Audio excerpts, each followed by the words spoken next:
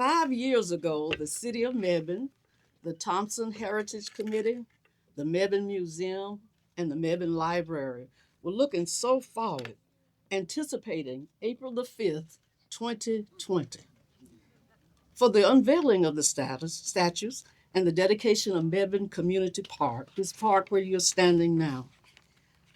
But it didn't happen. COVID shut it all down. But when I think about what we've witnessed thus far, like last night, the art gallery opening, the panel discussion, and wow, the square dancing. How many of you participated in the square dance? And the clogging, and the clogging. And add what you're about to witness today, the unveiling of the statues, hearing good music, and eating good food for the rest of the day. No, COVID didn't shut us down. COVID just gave us more time to celebrate and experience a bigger and a better celebration. Yeah. I, I think we can all agree with Shakespeare's Hamlet when he said, "There's a divinity that shapes our end." There's a divinity that shapes our end. I know Joe and Odell would be so proud today of the way that they are being honored. I hear Joe saying, and he would get down close to Odell's ear, and he would say, "Odell, when you get a crowd like this, you got to get the hottest thing you got and throw it out to them." And that's what we all have been working, planning for this occasion, and we are throwing it out to you today. When Odell and Joe were born in the early 1900s, their fathers were already great musicians. Joe's dad, John Arch, played the fiddle, and Odell's father, Walter, played the banjo. And what was unique about that, they played together. That wasn't the thing back then. As Joe and his brother grew, Joe saw his older brother Nathaniel playing the banjo. And so they tell me he worked cousin Rosie to death. I've got to play that fiddle, and such that cousin Rosie made it happen. One of her cousins had sold seeds to buy a fiddle, and he gave that fiddle to Joe. That was his first fiddle. But Joe said there were no strings on this fiddle. So he did what he saw the other fellows do. He pulled those wires out of that, am I right? He pulled those wires out of that screen door and put them on his fiddle. And he said, he told me, one time he told me, he said, by that night, I was playing hook and line. Another time he says, by the next day, I did hook and line. You get a line and I get a pole. I'll meet you at the what? Crawdad Hole. There you go. And that's why we call this first festival, Hook and Line. So remember that. Joe had internalized all the sounds and lyrics that he had heard his uncle and his father play. Odell said that people would follow them everywhere they went. Joe and Odell didn't know what notes they were playing in, so people would come up and say, "Joe, what notes you in?" They didn't know. They had never been taught how to read music. But also they didn't know that their playing was just as enjoyable as those who played with notes. They didn't know that their string band music crossed cultural and racial lines long before integration in the late 1960s. People didn't know that Joe always played nothing but the fiddle, and he always played just string band music. He didn't, what I'm saying, he wasn't into blues and bluegrass. He always played the fiddle, and he pretty much always played string band music. They did know that in the workshops they conducted, teaching adults as well as children to play their music, the groups they taught would always win the contest, hands down. Their groups at these conventions became known as the Jodell Band. Don't y'all forget that, the Jodell Band. Isn't that beautiful? Oh, man. So, Odell, I hope you learned why people wanted to follow you and why y'all were so popular. He said it himself. He said, nobody play like us. And so everywhere we go, people wants to play our music and they wants to learn it because of their unique sound, their unique style of playing, especially with the banjo and the fiddle together. And today, as kindred, and those who are here present, raise your hand or holler out, every Thompson out there. Okay. Okay. And those at home, I know that you were so proud when Kip Lonell found you and Joe in the early 70s and asked, would you please go playing again? Would you please play again and represent the string band genre? And you said what? Yes, we'll do it. Had not you played again, I would be saying right now what my niece Crystal said to me when she saw the Life and Times of Joe Thompson that we did. She said, I never would have known, Aunt Iris, that this genre of music existed. And I surely didn't know that this music is a part of our family. In those lines, I became acutely aware that this is their legacy. This is the legacy that Joe and Odell left us, that they are music and they're willing to share it. That's the legacy. Yesterday morning, I received this statement from Dr. Samuelson at UNC. He works with geriatrics, this is where I used to take Dad for his dental work. And when he found out that we were kin to Joe and Odell, oh, it was on every time we went. But I just took a snippet from what he wrote. If we don't know our past, we don't understand the present at all. Those in the past, like the Thompsons, removed giant trees, logs, and even mountains sometimes, so that we younger ones can walk freely, merely stepping around or clearing leaves out of the way. That's the legacy, too, that they left us. They had to endure those hard times so that we could endure better times. Yes, Joe and Odell continued the legacy, the duo that their father started a long time ago. Joe replaced his father, John Arch, on the fiddle. Odell replaced his father, Walter, on the banjo. And let me tell you one other thing that I thought about this morning. Joe, when they started this in 73, Odell was at least 62, and Joe was 55. So all of us, don't think you can't change careers in the middle. You can do anything. And they and so from 1973 to their deaths, Joe and Odell played all over the country. And I'm telling you that's when they started. They played at the Smithsonian Institute, Carnegie Hall, the International Music Festival in Brisbane, Australia, just to name a few. They won numerous awards, including the Brown Hudson Award from the North Carolina Folklore Society, the Carolina Heritage Award. In 2007, Joe Thompson was one of only 12 people, I was there, saw this, was one of the only 12 people in D.C. in the country winning a National Heritage Fellowship Award, for which he received $20,000. Ladies and gentlemen, this is the country's highest honor, highest award given in the area of folk and traditional arts. And I would say one of Joe's greatest rewards was the satisfaction of his craft, his talent, his gift to another generation. Some in the family played with him. Who were some of the ones? Are they here today? I know Wilbert was one. And okay, yes, but uh, but it was to be the chocolate drop sitting at his feet, learning about him and his music, which carries him to a new generation. And what a great feat that is, I was thinking. It's the penultimate moment of our lives when we will have lived to see the work that was good move to a new generation. You can't beat that, can you? And today we have the Grammy winning chocolate drops here, save one, and you just heard them play Lights in the Valley.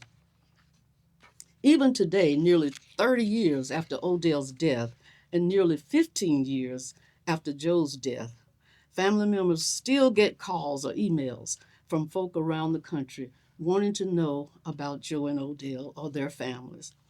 Just this year, we were contacted by the curator of North Carolina Museum of History about acquiring one of Joe's fiddles for the museum.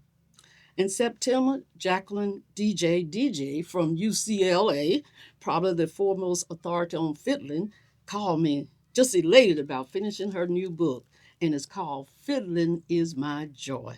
So if you want a copy of that, please go to our website. Um, what is it? Hookandline.org. Yeah, couldn't think there. Earlier this year, Linda Henry, a fiddler and cultural historian, emailed me for information as she wanted to submit Joe Thompson's name as an inductee into the North American Fiddlers Hall of Fame, as she discovered that there had never been an African American inducted into that society within its 50 years.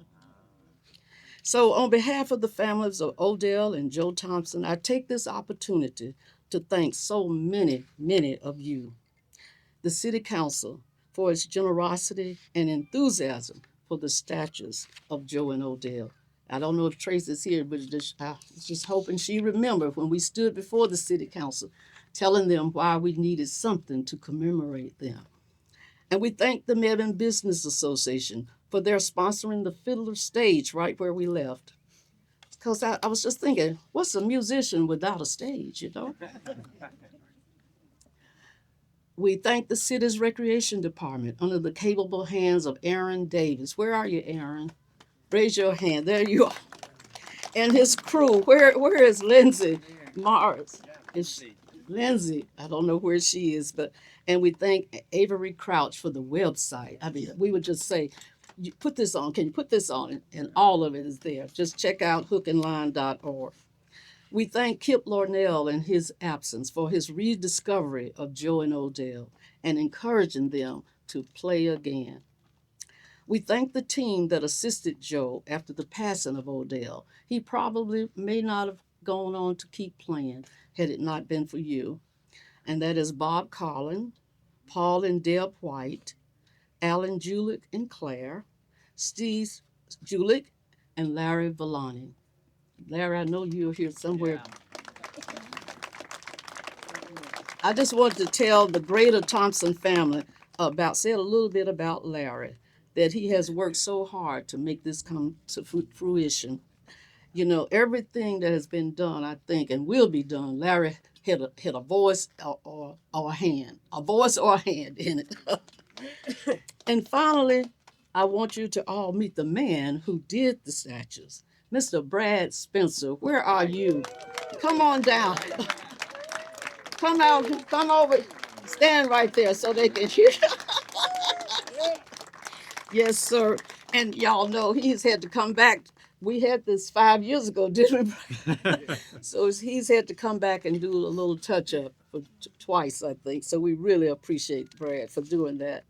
Brad is from Reedsville, who uses brick as a medium. People stand in awe and try to figure out how in the world did he make arms and hands and shoulders out of brick?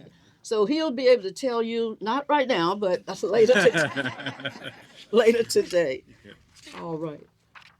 And now we've come down to the moment where we were hoping we were going to get to 5 years ago. We were supposed to unveil the statue. So we'll do it at this time. And first of all, to assist us, I want Wilbert Johnson, is the nephew of Joe. Wilbert? Okay, just raise your hand there. Hassel Evans, the nephew of Joe, right here. Okay. And Hassel's son, Maurice Evans, right here. They are going to unveil on the side of Joe. Okay. And Dwight Jeffers, his grandson of Odell. Walter Eugene is the nephew of Odell. And Walter's son, Derek, whom I just met, is Odell's great nephew. So now, fellas, here's what we're going to do. When I count down, you know what to do. Okay. You come on the list.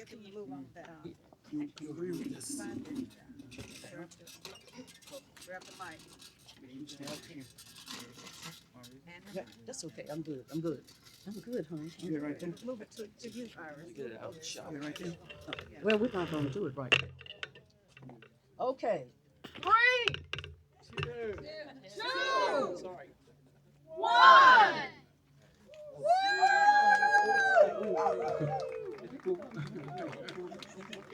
Where is Mike? Where is Randy?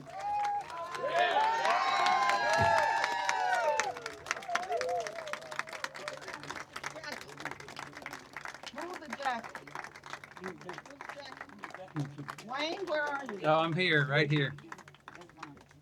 Where's Jackie? Jackie's here. Okay, there she is. Go ahead. All right. It's all right. And will the Thompson family stay around afterwards? There'll be a photo opportunity around the stump. This has been a wonderful event, Yes, it has. and we're going to close it out in a wonderful way with Jackie Shelton Green. Oh, thank you. First African American and third woman to be appointed as North Carolina's Poet Laureate. Hey, can you? There you go, Jackie.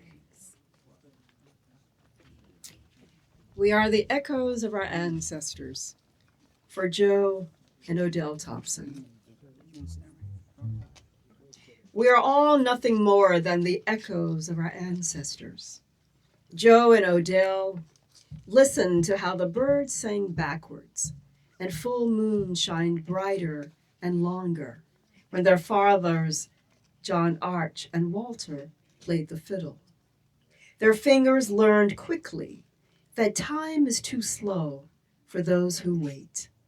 From segregated skies to open rivers, they ruled the golden strings with the charm and grace of Carolina summer nights, watermelon, fried chicken, corn on the cob, white lightning, moonshine, and frog legs. And frog legs. We are nothing more than the echoes of our ancestors. Every season of their lives remembered the songs of their forefathers. Their fingers spoke a secret language to the strings. The strings of the fiddles restlessly waited for the end of tobacco season, hog killings, and church revivals that lapsed into family reunions, square dances, unnamed juke joints, and hoedowns. We are nothing more than the echoes of our ancestors. We continue to witness the dreams they sowed burst into full bloom in a world that chooses to remember the light they harvested. We are joining hands today beneath their strumming heartbeats, our hearts leaping for the blackbird. We are nothing more than the echoes of our ancestors. For generations, we have waded in the deep waters of their rhythms, for they whispered all of their sorrows, joys into the wind. For generations, their music evaporated the storms of racism, classism, and capitalism.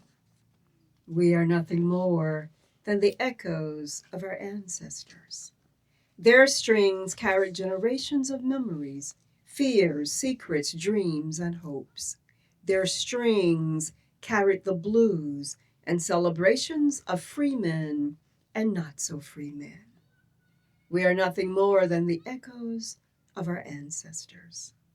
We gather here as family and friends, as the people who name them and claim them, where full moons fall down in between earth and sky, where music erases all borders in between black and white. We are nothing more than the echoes of our ancestors. Their music reminds us that we are all light weavers. Their legacy reminds us that their music is a prayer. Their legacy is the holiness of water, sunset, and sunrise. We are nothing more than the echoes of our ancestors. Their lives are the testament of endless ripples of men and women kissed by history, carrying all the medicine that our children will ever need, pouring musical knowledge into open books. We are nothing more than the echoes of our ancestors. Joe and Odell, we are all your dreams in this fertile season. We are the echoes of your blessed assurances. We are claiming your righteous place of honor. We are nothing more than the echoes of our ancestors. Joe and Odell, we hold you close beside shores beyond this time.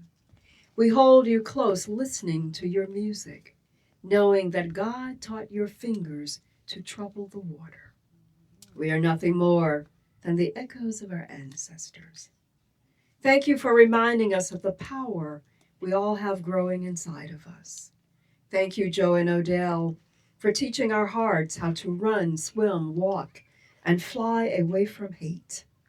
Thank you for being the voices we have always needed. We are nothing more than the echoes of our ancestors.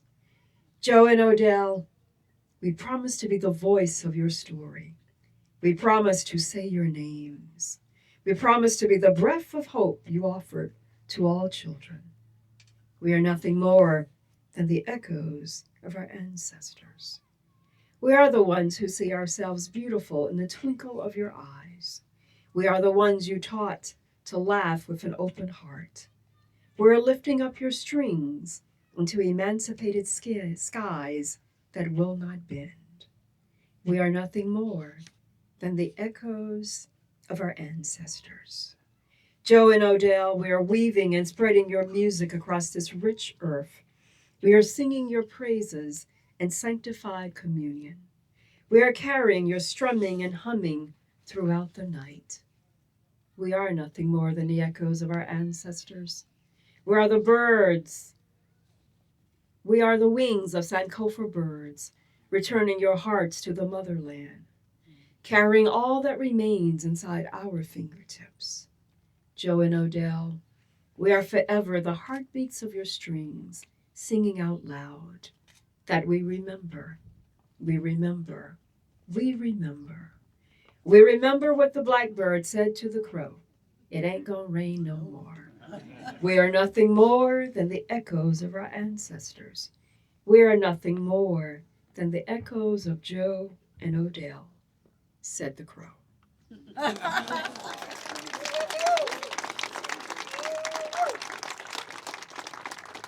You want to speak now? You don't want to say it now? You go ahead. This is a cousin that has come from Philly and just want to have a few words with us. Thank you, everyone. My name is Joe Thompson.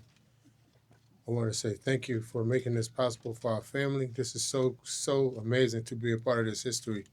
And thank you to the Evans family, my cousins, for making this happen as well and letting me be a part of it with them.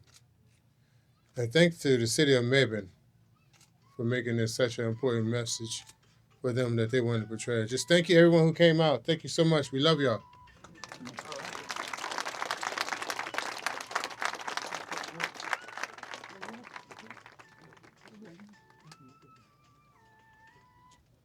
I'm Maurice Evans. I'm the grandson of Grandpa Joe. I lived with him for about 14 years before I moved out.